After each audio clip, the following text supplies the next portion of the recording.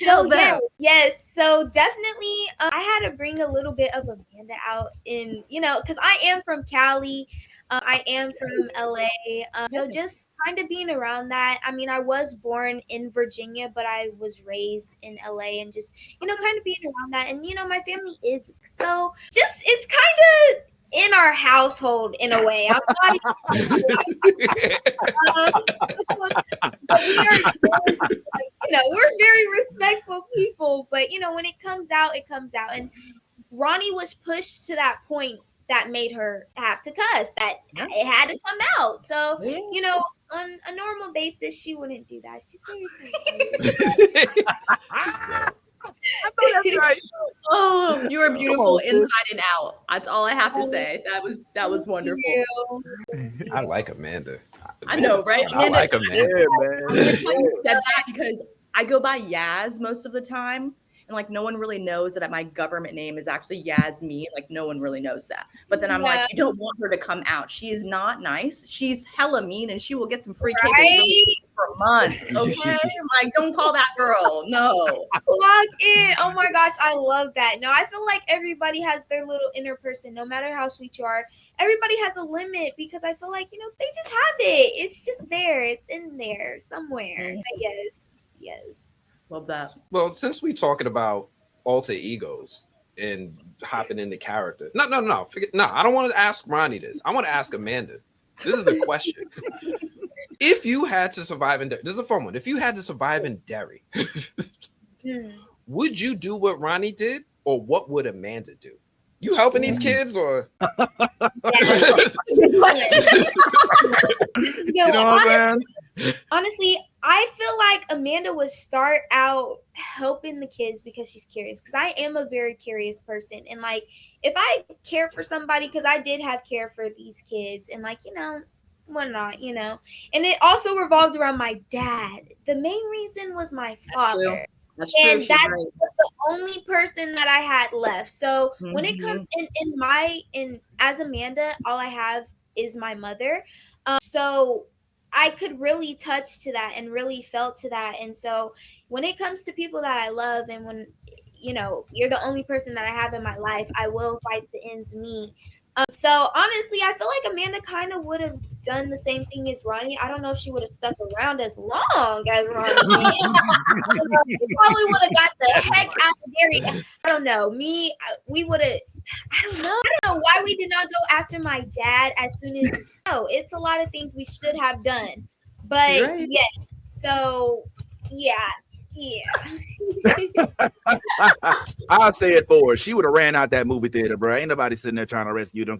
She can't say that because them are coworkers. She like, man, look, I'm gonna say the nice thing. It's like, Willie, help! Not today. Nope. You know what I'm saying? All right, I got one. Speaking of moms, one of the hardest scenes to watch in this for me was you starting off under your covers, but then ending up in the womb of your mother, and then coming out and then seeing that grotesque beast that was in front of you with all the amniotic fluids all over you. I'm just curious, how do you prepare for something like that?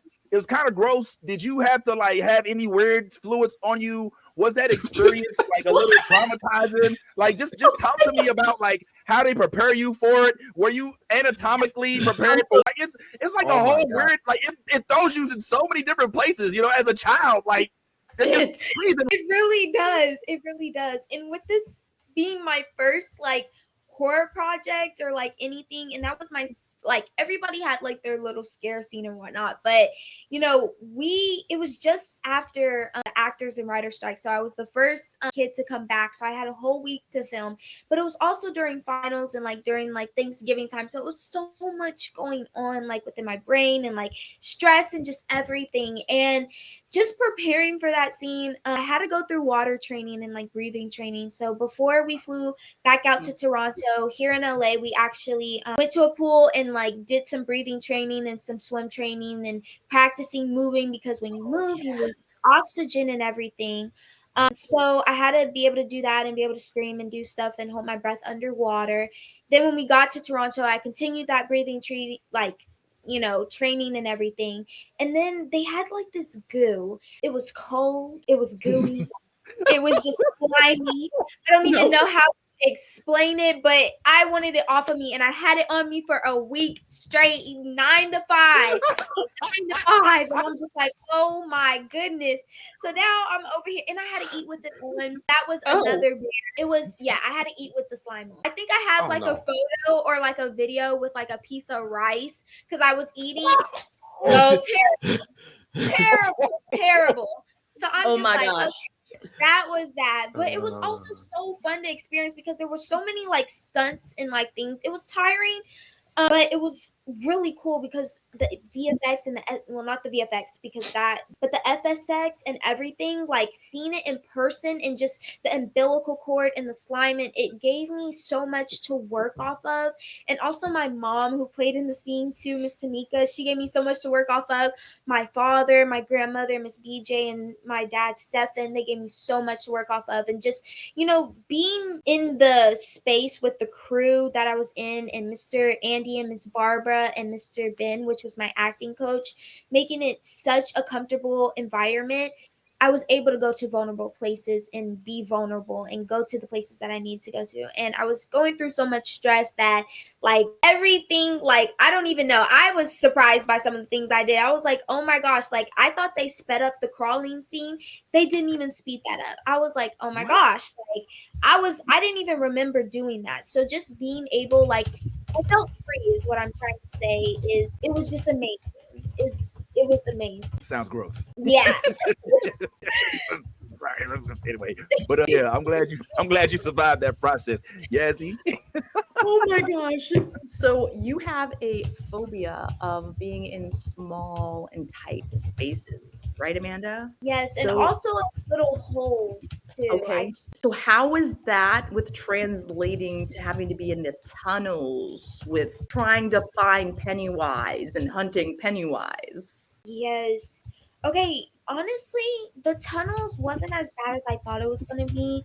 For one, because the tunnels were huge. The set was humongous, but they were able to like break apart like some of the like areas so we could be able to walk out and do. And it was very breathable, and it was not, even though it looks tiny, it was way bigger than like what you guys like. The tunnels were huge, and that set was so cool and incredible to be in. But yeah, it was definitely scary and eerie too. I was ready to get out of there, and just like being in the nasty gray water and just everything. I was like, oh my goodness, I cannot do this. But it was fun to experience. Well, that's good.